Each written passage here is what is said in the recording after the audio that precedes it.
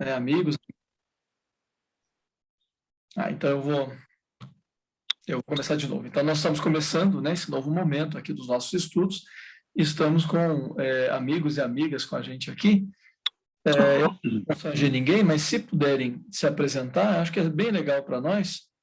E também depois nós que já estamos aqui, a gente se apresenta também para quem está chegando, porque não tem obrigação também de saber, né, de conhecer todo mundo. Então, se estão aqui conosco, a Maria, o João Cavalcante, a Marina, se puder um pouquinho de onde são, né, como é que chegaram aqui com a gente.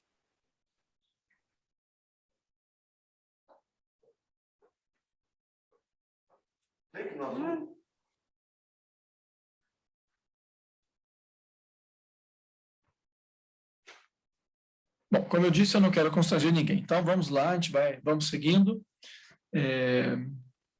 Bom, ali o João está escrevendo, sou aqui de Natal, da cidade satélite, convite do pastor Rafael.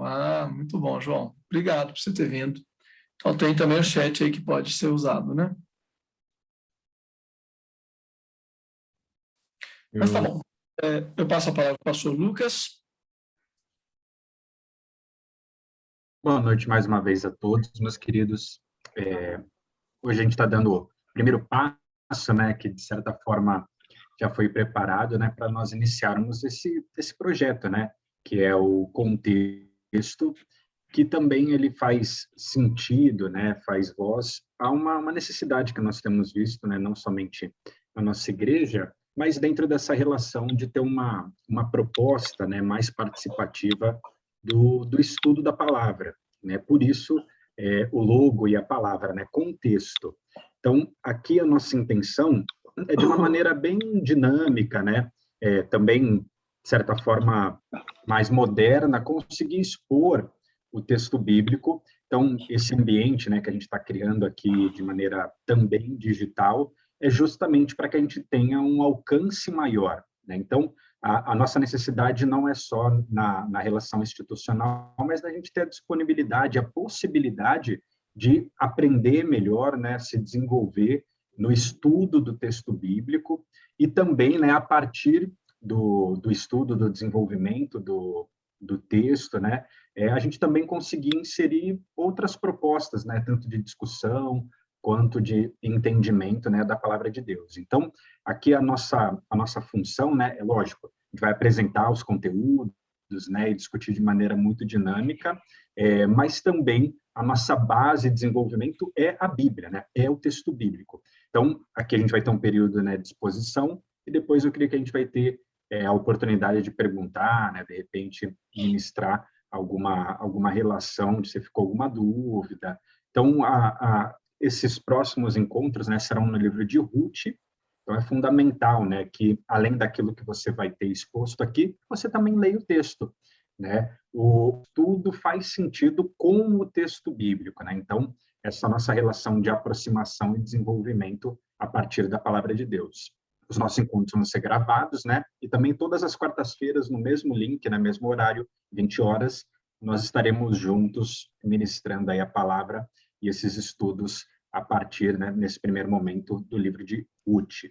Creio que é isso, professor. Não sei se faltou alguma coisa.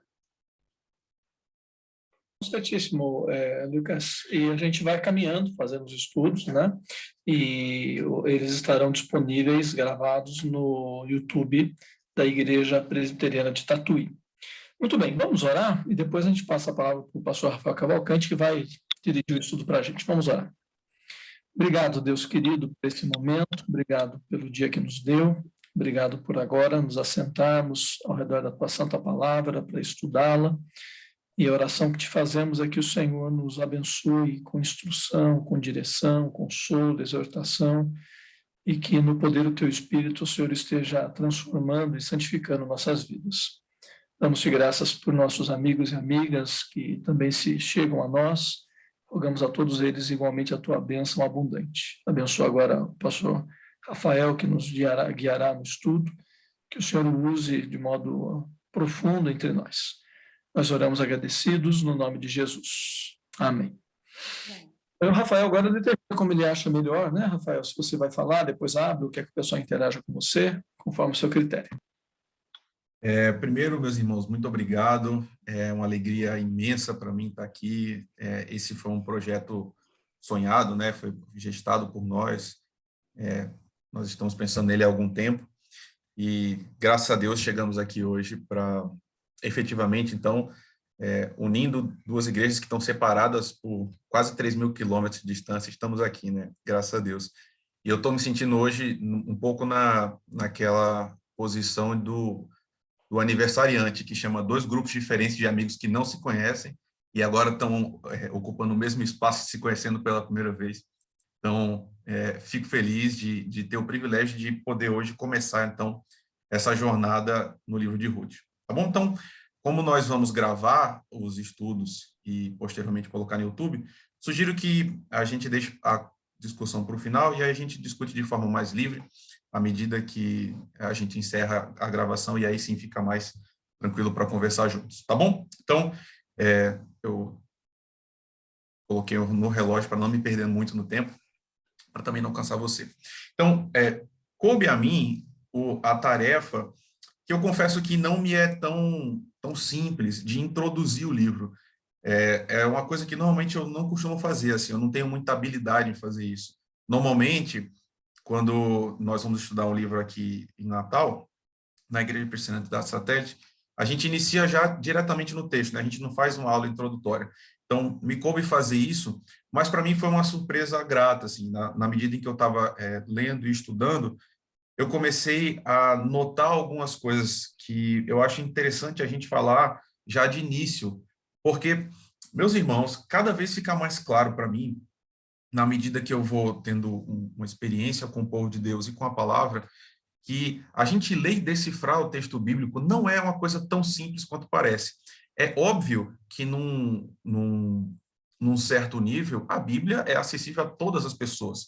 É um texto que todo mundo que lê ouve a voz de Deus e se apropria de algum nível de instrução na fé, né? Você não precisa ser uma pessoa erudita, versada, você não precisa ter pós-graduação para ler e entender a Bíblia. Mas, apesar disso, e aí, para quem aqui já caminha com o Senhor há mais tempo, a gente sabe que cada vez que a gente vai crescendo e que a gente vai estudando, a gente vai reexaminando o texto, olhando de novo, a gente vai percebendo novas coisas que a gente não tinha percebido antes. Então, esse foi o meu caso, especificamente agora com o livro de Ruth no geral, e nessa parte introdutória, mais para o final, a gente vai ver os primeiros 5 versículos. Mas eu já tinha dado uma aula sobre Ruth na igreja de Tatuí, acho que foi no meu primeiro ano. E é muito curioso ver como eu olhei para o texto à época e como eu olho para ele hoje, e aí sim tem algumas diferenças, algumas divergências. Eu quero tentar mostrar a você um pouco desse percurso, tá? Então, só para que você saiba o que a gente vai fazer, primeiro eu vou falar do livro de uma forma geral, de uma maneira, eu julgo, rápida, depois a gente olha os primeiros 5 versículos e a partir da semana que vem, então, a gente vai trabalhar o texto de maneira mais profunda, tá bom? Então, ok. A gente tem diante de nós um livro que, obviamente, é do Antigo Testamento, ele compõe os livros que foram classificados como os da Antiga Aliança, né, da Primeira Aliança com Deus. E, olhando para ele, eu quero propor uma coisa para você. Tem várias entradas diferentes, várias coisas que a gente poderia dizer do livro como um todo, mas tem uma que eu quero destacar. E eu quero começar com algo que aparentemente não tem absolutamente nada a ver com a Bíblia, mas é mostrar para você essa imagem. Essa é tida como a equação mais bonita da matemática. No mundo dos números, é a equação mais linda que existe. Nós temos aí as principais 5 constantes do mundo matemático e elas harmonicamente formam uma equação que, assim, criada por Deus, resulta em zero, né? Acho incrível. Por que eu trouxe isso? Meus irmãos, muitas vezes a gente pensa que a vida com Deus se assemelha um pouco a um mecanismo matemático. E o que eu quero dizer com isso? A gente pensa que a vida com Deus, num certo sentido, pode ser expresso dessa forma. E a gente até ensina isso às vezes. O que eu quero dizer? A gente pensa às vezes que a jornada da gente com Deus, e aí, quando a gente olha para a Bíblia, a gente também espera um pouco disso, ela pode ser uma jornada meio assim, hermética, uma coisa como se fosse fechada, uma coisa bem bonitinha, assim, bem arrumada.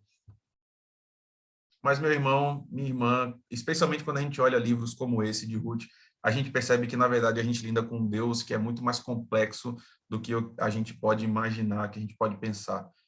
Deixa eu tentar deixar mais claro para você. O que é o que eu quero dizer? A gente, às vezes, pensa assim, bem, Deus é bom. Se eu for fiel a Deus, então isso vai resultar na bênção de Deus. Como se a vida fosse assim, linear, como se ela fosse bonitinha, como a equação é. Você soma um elemento ao outro, vai resultar em alguma outra coisa. Então, a gente pensa que existe uma certa previsibilidade, né? Que, num certo sentido, a gente pode... Eu não sei se a palavra é essa, mas para que você entenda, meio que governar o resultado da nossa vida a partir de alguns elementos que a gente vai somar e, no final, o resultado vai dar certo. Pois bem, meu irmão, minha irmã, a vida dos homens e das mulheres de Deus não é linear dessa forma, não cabe numa explicação bonita como essa. Vem esse livro aqui e meio que bagunça tudo, né? Mostra para a gente um arranjo bem diferente daquele que a gente naturalmente esperaria. E aí eu quero começar a mostrar com você isso a partir de uma pergunta. Se você fosse Deus e você tem um plano para o seu povo e você já sabe qual esse plano é, como você vai pô-lo em marcha, quem você escolheria para ser as principais personagens desse plano? E aí eu quero propor, pensando de Israel, uma pergunta ainda mais específica. Se você vai escolher o principal rei, o rei que vai ser mais citado na Bíblia, o rei que vai servir como um símbolo do próprio Messias, alguém que vai encarnar o seu agir entre o povo, quem você escolheria para ser a avó desse rei? Ou, você que já conhece a história, quem que você escolheria para ser a avó, de Davi? Pode parecer uma pergunta muito boba, mas essa é uma pergunta que reflete algo que eu acho interessante a gente pensar. Se você é como eu, poxa, a gente vai ter um rei, vai ser o principal rei de Israel, aquele que vai escrever a maior parte de um dos livros mais citados da Escritura. Quem que vai ser a avó desse rei? Eu não sei você, mas intuitivamente eu penso, ok, já que a gente vai escolher alguém importante, naturalmente a gente vai escolher alguém o melhor que a gente tem para dar, é isso que eu estou querendo dizer. Pode até nem ser alguém rico, necessariamente falando, mas pelo menos tem que ser alguém inteligente, ou então alguém que é muito santo, ou alguém que se destaca muito em alguma das coisas que a gente julga importante no ser humano. Poxa, a gente vai escolher uma pessoa tão importante assim para o resto da história inteira de Israel, ela tem que ter um conjunto de características que pelo menos nos chamem a atenção, né? Eu não sei quem você escolheria, mas eu acho que definitivamente você não escolheria um estrangeiro ou uma estrangeira. E aí, pensando um pouco nessa pergunta, eu quero dar um passo além para que você talvez pense de uma forma ainda mais apropriada para a gente. Vamos supor, a gente vai ter Supremo Concílio daqui a pouco tempo, certo? A gente tem um presidente do Supremo Concílio que, se não me engano, vai no 5º mandato. Vamos supor que ele não fosse mais concorrer, a gente precisa escolher um nome agora para ser o nome da Igreja Presbiteriana do Brasil. Não necessariamente o presidente, mas vamos dizer assim, o próximo grande nome que vai ser aquela pessoa que vai representar a gente. Sei lá, algum grande pregador ou um pastor que é pastor de uma igreja que é muito importante, ou inclusive até o nosso presidente. Quem você escolheria hoje para ser o nome da IPB? Qual seria o rosto dessa pessoa? Meu irmão, minha irmã, de novo, eu quero convidar você a pensar sobre isso, porque eu vou mostrar agora uma próxima foto que eu escolhi, e o objetivo dela é te chocar, claro que é. Mas para que a gente perceba que, às vezes, a gente se arma de algumas estratégias para não perceber o que o texto bíblico está dizendo para a gente. Quem é que você escolheria para ser o representante da IPB nos próximos anos? Tá, se você não vai escolher da IPB, pelo menos da sua igreja, quem que você escolher para ser assim aquele cara que vai representar a sua igreja? Qual é a imagem mental que você tem? Eu acho que dificilmente você escolher uma pessoa desse jeito. Um estrangeiro, uma pessoa, por exemplo, boliviana, peruana, enfim. Esse é o choque do livro, irmãos, pelo menos no começo dele. Existem duas personagens centrais no livro de Ruth. As duas personagens são mulheres. E a que mais se destaca entre essas duas, que é a que leva o nome do livro, né, a que empresta o seu nome ao livro, é uma estrangeira. E quando a gente fala sobre isso, normalmente a gente não tem uma imagem, né? Mas quando a gente traz uma imagem, isso se torna mais real para nós. O que eu quero dizer é que, para a gente perceber que, poxa, Ruth é moabita e o resto dos personagens, pelo menos os centrais, são todos de Israel, não quer dizer tanta coisa como a gente falar assim, poxa, temos nós e temos, sei lá, os paraguaios, os argentinos, não sei, moçambicanos, algo nesse sentido. Eu quero dizer para você que, se você é como eu, soa muito estranho para mim isso também. Seria muito estranho para mim ter um presidente do Supremo Conselho, por exemplo, que fosse um estrangeiro. Mas é exatamente uma pessoa assim que Deus escolhe para ser o veículo da bênção dele para o povo. A gente está diante do livro que conta a história da avó do rei Davi. Olha que coisa, não? Uma personagem fundamental. E se você... Ok, a gente nem ia falar sobre isso, mas um rápido dado para você. Se você vai para a genealogia de Jesus, poucas mulheres aparecem lá, pouquíssimas mulheres aparecem. Ruth é uma delas. Uma estrangeira, alguém de longe, alguém que não era de Israel. As outras, tem uma prostituta que aparece também. O que eu quero dizer é, olha como Deus vai montando uma história confusa, não é não, irmãos? Deixa eu ser muito sincero com você, irmãos. Deus não parece estranho? Não seria muito natural, se Deus vai montar uma família real, ele escolher pessoas que se destacam em Israel? Por que ele vai trazer um estrangeiro? Por que ele vai trazer alguém de fora para montar essa história? Por que vai participar da linhagem do Messias uma prostituta? Alguém que está tão longe daquilo que a gente imagina que é uma pessoa que pode preencher essas categorias importantes. Mas eu quero mostrar para você, meu irmão, minha irmã, como isso é importante para Deus. E como sendo importante para Deus, devia ser importante para a gente também. Porque essa pergunta, esse padrão de Deus, você pode até pensar assim, poxa, olha só, Rafael escolheu um detalhe no livro para poder focar nele nessa aula de abertura. Meu irmão, minha irmã, não é um detalhe. É uma coisa importante porque esse padrão de Deus, ele meio que vai transversalmente acompanhando a Escritura inteira. A pergunta é, quem é que você escolheria para serem os pais do Messias? Se a gente não está pensando em Davi, que é uma figura, apesar de ser central, não é a principal, quando a gente vai agora para o Messias, o próprio Deus encarnado, aquele que veio para resgatar a humanidade, se você fosse Deus, quem você escolheria para ser os pais? Ou seja, pessoas que vão desempenhar uma função importantíssima na história. Meu irmão, minha irmã, se você é como eu, certamente você não escolheria um casal de adolescentes, porque muito provavelmente José e Maria eram dois adolescentes no termo, assim, no sentido que a gente dá a palavra hoje, né? Essas categorias não existiam, mas assim, eram dois jovens, gente super pobre, gente que não tinha dinheiro nem para fazer o sacrifício normal exigido no templo. E aí, quando Jesus nasce no meio de animais, irmãos, de bicho, num lugar que cheira mal, assim, sem nenhum tipo de conforto. Quando a gente fala sobre manjedoura, num certo sentido, ainda tem uma noção na nossa mente meio, assim, de um certo glamour. Glamour não é a palavra certa, mas a gente perde um pouco a noção exata do que significou Jesus ter nascido entre animais, né, numa manjedoura, porque a gente vai pintando isso, né? A gente tem quadros, a gente vai encenando isso no Natal e a gente vai deixando isso cada vez mais bonito. Mas deixa eu mostrar para você uma imagem do que foi o nascimento de Jesus. Ok, não exatamente, certo? Tem elementos altamente modernos, mas para que você tenha uma certa noção mais próxima do que foi. Jesus nasceu num lugar tipo assim. Um lugar onde os animais comem. E agora eu acabei de ter a primeira sobrinha real, assim, né, de sangue. Acabou de nascer e, assim, a família toda está envolvida pelo bebê. Eu fico pensando, hoje, eu relendo essa história, para mim, ela tem um outro nível, né? Você pensar assim, caramba, um bebezinho desse que a gente ama tanto, de repente nascer e não ter um berço para... Carol tem, meu Deus, o quarto dela é melhor do que todos os quartos que eu já morei na minha vida. Mas você pensar que, poxa, um filhinho nosso, assim, um bebezinho, ser colocado num lugar onde os animais estavam comendo há pouco tempo porque ele não tinha lugar para morar, e o rei do universo nasce num lugar como esse. Então, o que eu quero dizer para você? Eu vou voltar à ideia original para a gente voltar para Ruth. Meu irmão, minha irmã, Deus não faz as coisas todas bonitinhas, como a gente tem aí nessa equação, que ela, assim, é linda, maravilhosa. Nem tudo na história, no arranjo de Deus, do plano de Deus, se encaixa assim perfeitinho como a gente esperaria que se encaixasse. Entende? O livro é sobre uma história de amor. Quase todos os comentaristas falam sobre isso.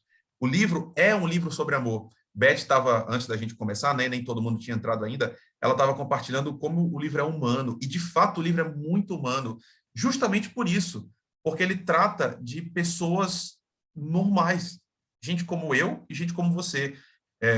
Quando a gente vê filmes ou lê histórias inventadas por seres humanos, porque, ok, nós cremos que essa não é uma história inventada, né? A gente vai deixando de lado as partes que a gente não gosta. O que eu quero dizer? A gente vai fabricando os nossos heróis, sabe? A gente vai deixando tudo arrumadinho, tudo arranjadinho, para que a gente olhe e seja impressionado por aquelas pessoas. Mas, no certo sentido, a gente também é desconectado com elas. Eu não me identifico muito com um super santo, um super-herói, porque eu não sou um super santo, eu não sou um super-herói. Mas eu consigo me identificar com Ruth, eu consigo me identificar com Noemi, eu consigo me identificar com os outros personagens dessa história, justamente por isso, porque eles são humanos. Os personagens não são perfeitos, os acontecimentos não são perfeitos, o desenrolar da história não é perfeito. Quando a gente vai para uns filmes, na verdade, quanto pior o filme é, mais perfeitinho ele é. Se você ligar aí no filme da Sessão da Tarde, quase todos têm a mesma fórmula, né? Claro, a gente tem gêneros diferentes, mas aquela história de uma menina nova que chega no colégio e aí ela é, sei lá, deixada de lado e depois ela se apaixona pelo o melhor cara do time, né? No final eles se encontram depois de uma série de problemas, eles têm uma família perfeita e vivem uma vida perfeita. E aí a cena final é eles num baile, né? Aquele baile que nem tem aqui no Brasil, pelo menos aí em Natal não tem. Não sei se Tatuí tem. Mas aquele baile do colégio, aí tudo, sabe? O interessante da Bíblia é que a Bíblia é cheia de gente errada, gente confusa, gente que tem comportamentos assim que a gente reprova, gente que no caminhar vivendo com Deus mete os pés pelas mãos. Mas nisso tudo tem uma personagem ainda mais central que também aparece no livro de Ruth, que é o próprio Deus. E aí é uma chave de leitura para a Bíblia inteira, certo, irmãos? Sempre, em qualquer livro que a gente lê, sempre a personagem principal é Deus.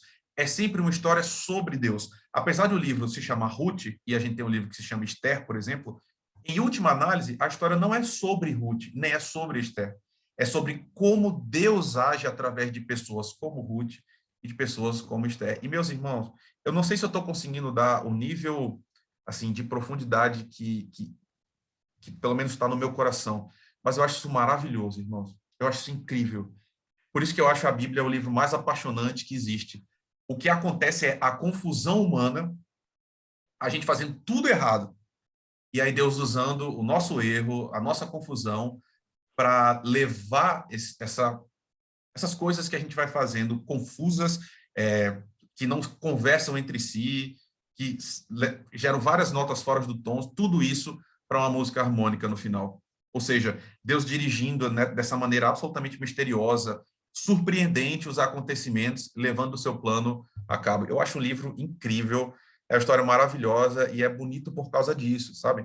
Não é de novo, né, pela última vez, não é a equação toda bonitinha, mas é, na verdade, um conjunto de sons que começam cada um para um lado e, no final, uma grande sinfonia em glória a Deus. E aí eu recupero, inclusive, uma noção, o professor Leonel, né, pastor, trouxe quando ele estava aqui em Natal. O que resta no final do livro, para nós, leitores, é louvor.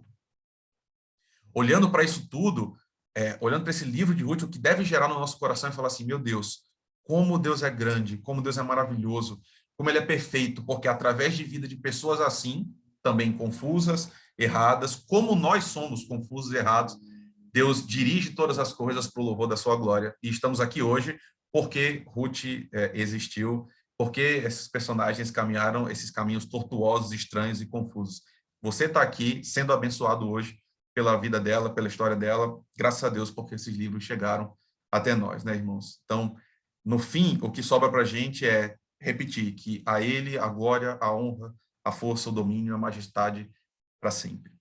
Então, eu quero te dar essa noção, quis te dar essa noção do livro, para que você perceba que Deus vai usar um monte de gente estranha para uma história que é gloriosa e apoteótica, mas é bem diferente de uma história que eu contaria, que você contaria, se a gente inventasse essa história. Então, tá bom, vamos lá. A gente vai olhar só os primeiros 5 versículos e a gente termina agora e a próxima semana a gente continua essa jornada, tá bom? Como começa o livro de Ruth? Como é que começa? E aqui Por que eu dei essa introdução toda? Porque eu quero que você perceba o quanto é confuso, o quanto essa história é estranha, o quanto tem gente assim esquisita nessa história. Como é que começa o livro? Na época dos juízes, houve fome na terra. Essa é a abertura, são as primeiras palavras. E aí aqui aparecem duas coisas, né? Primeiro, a gente tem um marco temporal, ou seja, o autor está contando para a gente quando essa história aconteceu. Ele está dizendo que essa história acontece na época dos juízes. E você sabe, porque todo mundo que está aqui, pelo menos eu intuo assim, já tem uma certa familiaridade com o texto bíblico, né? A época dos juízes era uma época assim de terrível caos, tanto social quanto religioso.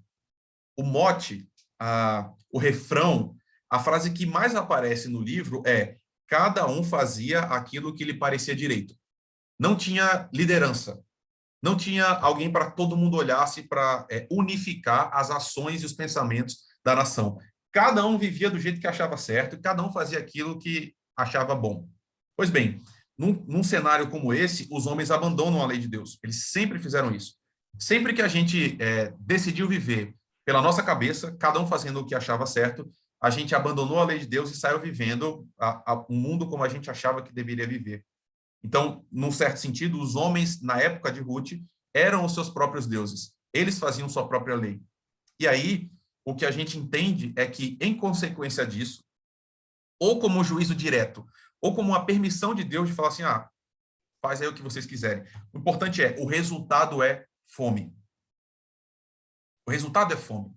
Todas as vezes na história humana que os homens decidiram tomar as rédeas e fazer aquilo que eles queriam a partir da sua própria vontade, inescapavelmente o resultado é caos. E o que acontece é que a gente tem agora o segundo elemento. O primeiro é o marco temporal, o segundo existe uma necessidade concreta. As pessoas estavam com fome. E aí, a presença da fome vai disparar os acontecimentos.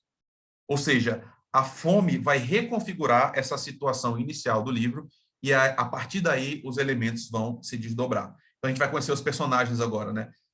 Por causa da fome, a gente tem um homem de Belém de Judá com a mulher e os 2 filhos, foi viver por algum tempo nas terras de Moabe.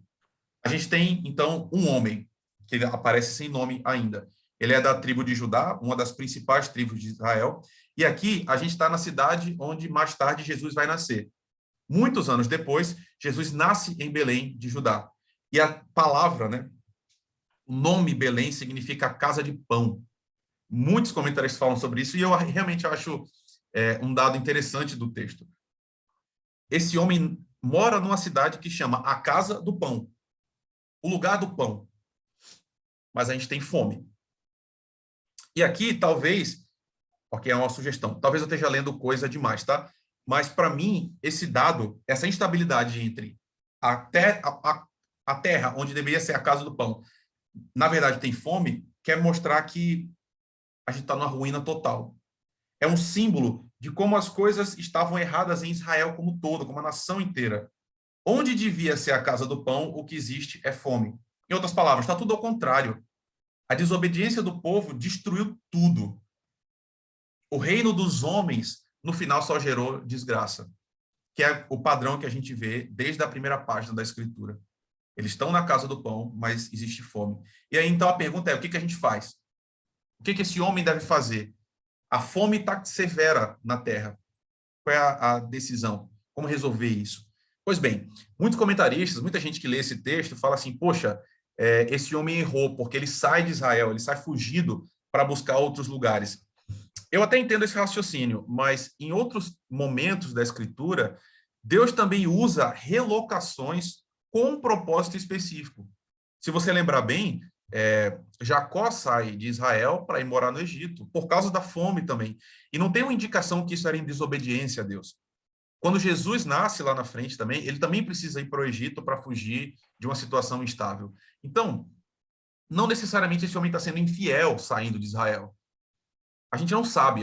A resposta é, eu não sei. Eu não sei se foi errado sair ou não. O fato é, ele sai. Ele decide pegar a sua família e sair. Então, a fome, isso é importante.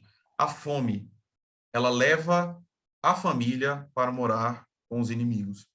E aqui, irmãos, é importante que você tenha essa noção, certo? Eles não vão para uma terra qualquer. Eles não vão para uma terra assim neutra. Eles saem de Israel para morar com os inimigos. Tenta imaginar o que é isso. Tenta imaginar o que é morar junto com os inimigos. Você pode, por exemplo, pensar, sábado agora tem Brasil e Argentina. Eles estão provocando a gente direto no YouTube lá, porque eles ganharam um títulozinho aí qualquer. Eles estão provocando, eu já estou chateado de agora para esse jogo. Agora imagina a gente ter que sair daqui para morar na Argentina, por exemplo. Ok, se você é uma pessoa mais normal do que eu e você não gosta de futebol, deixando as brincadeiras de lado, o que eu quero dizer é que, no fim, é muito sério o que está acontecendo. Se você olhar para a história de Moabe, antes da história de Ruth, eles já tentaram perseguir o povo de Israel outras vezes. Os moabitas são aqueles que vão falar com Balaão para amaldiçoar o povo.